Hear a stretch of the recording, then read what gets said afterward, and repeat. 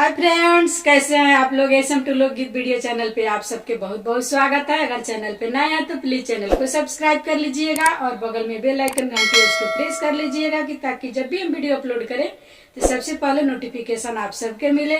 चलिए आप सबके बीच एक बहुत सुंदर झूमर गीत सुनाने जा रहे हैं। गीत के अंत तक बने रहिएगा।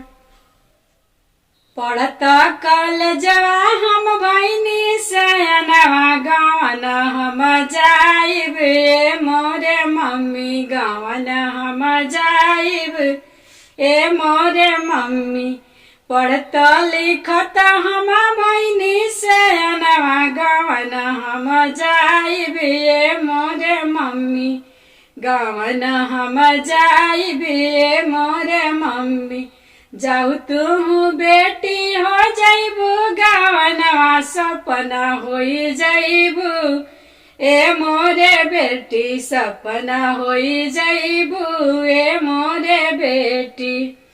बजरा परहु मम्मी हो सपनवा गावना हम जाइबो ए मोरे मम्मी गावना हम जाइबो ए मोरे मम्मी।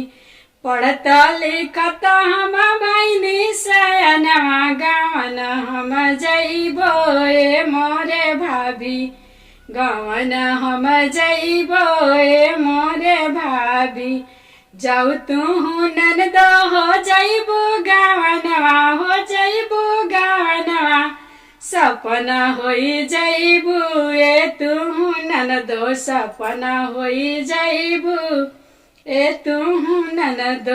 बजरा परसु भाभी हो सपनवा गावन हम जाइबो ए मोरे भाभी गावन हम जाइबो ए